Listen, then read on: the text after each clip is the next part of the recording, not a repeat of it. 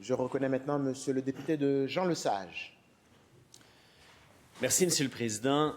Je vous avoue que le processus de ce projet de loi 94 qui vise à interdire notamment les signes religieux à beaucoup de femmes qui œuvrent dans le milieu de l'éducation, c'est un processus pénible. Un processus pénible parce que ce projet de loi fait reculer les droits et libertés au Québec. Il n'améliore pas la qualité de l'éducation. Il va potentiellement retirer le droit à l'éducation à des enfants et ça n'a presque pas fait de vague dans le débat public quand on regarde ce qui s'est passé dans les dernières années. Ce projet de loi-là est pire que la loi 21. C'est comme si la loi 21 elle était venue banaliser le recul de la liberté de conscience au Québec.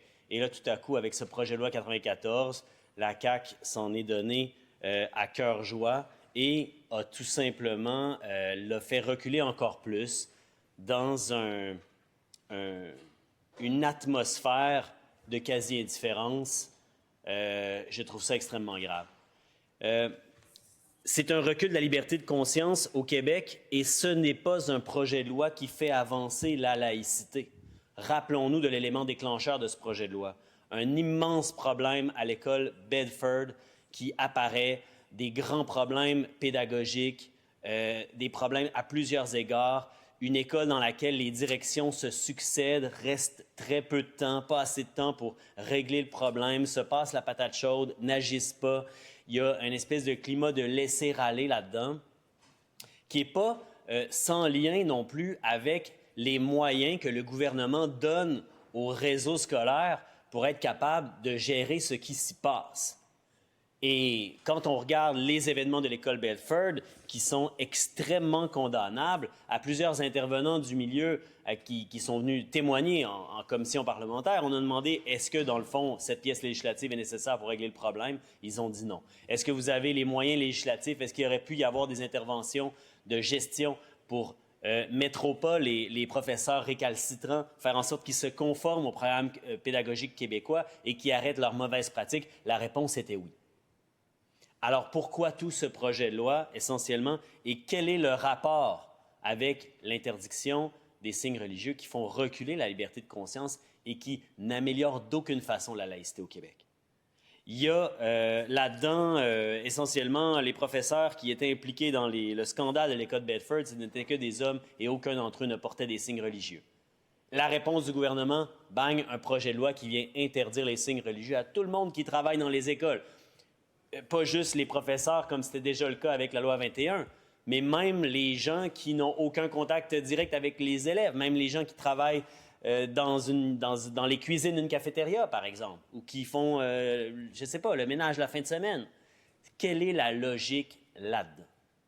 Alors, c'est un projet de loi qui est extrêmement grave, qui marque tristement l'histoire du Québec, un projet de loi pire que la loi 21, un projet de loi qui ne vient pas répondre aux problèmes dans le système d'éducation, qu'on nous parle de laïcité, comment ça se fait qu'on prétend agir sur la laïcité du côté du gouvernement pendant que, en même temps, on finance des écoles privées confessionnelles au Québec, puis qu'on laisse dégénérer certaines situations, comme on l'a vu récemment dans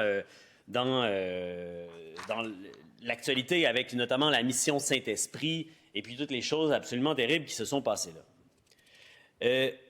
Alors que c'est un projet de loi que le gouvernement disait être pour faire avancer l'égalité entre les femmes et les hommes, imaginez-vous donc, Monsieur le Président, que d'innombrables groupes de femmes ont condamné ce projet de loi-là, signifiant qu'il faisait reculer justement l'égalité entre les femmes et les hommes. La Fédération des femmes du Québec notamment, mais il y a aussi toute une déclaration qui a été mis en ligne et signé, qui a été mis en ligne par la Ligue des droits et libertés, et qui a été signé par 96 groupes, dont beaucoup sont des groupes de femmes qui viennent dire ce projet de loi-là doit être retiré. Puis je ne compte même pas les signataires individuels qui sont très, très, très, très, très nombreux.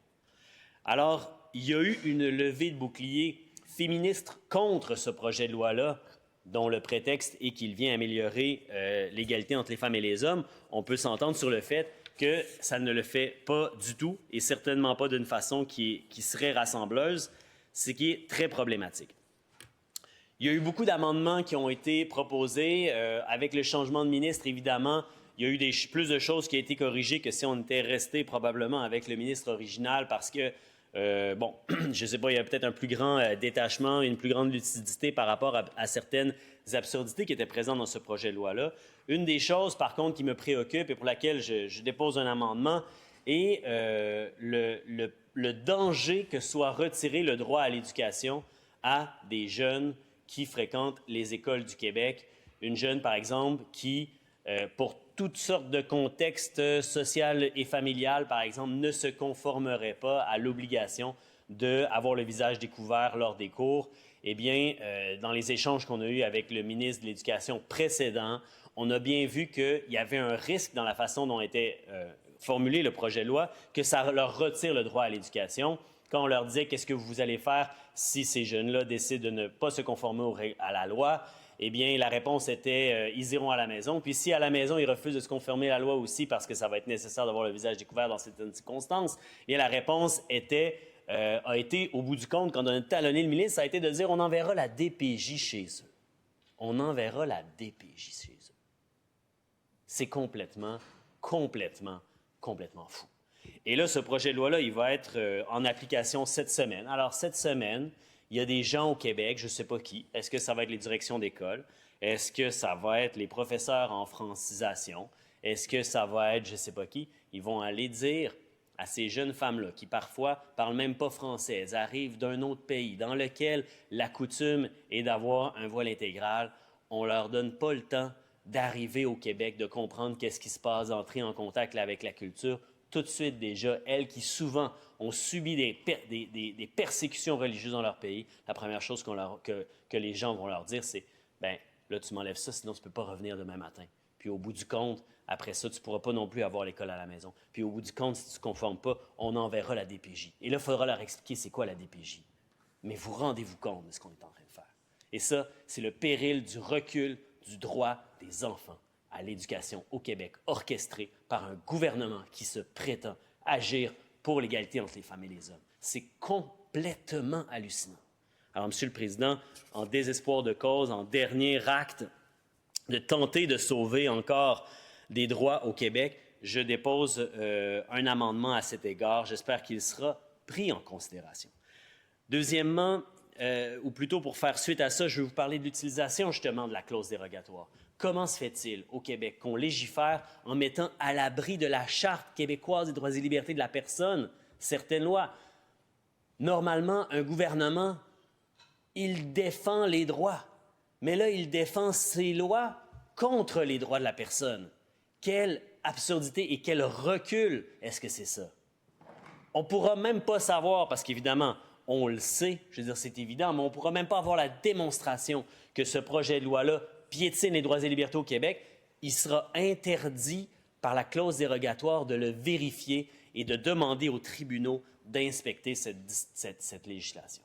C'est extrêmement grave. Cet usage préventif de la clause dérogatoire est complètement inacceptable dans une question comme ça qui affecte et fait reculer la liberté de conscience au Québec.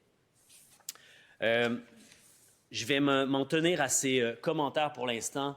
Il y aura évidemment des commentaires au niveau de l'adoption finale. J'espère que l'amendement sera retiré parce que le jour où est-ce qu'on va au Québec voir que des enfants ont perdu le droit à l'éducation pour ça, eh bien, je pense qu'il y en a qui ne seront pas fiers du côté du gouvernement. Merci, Monsieur le Président.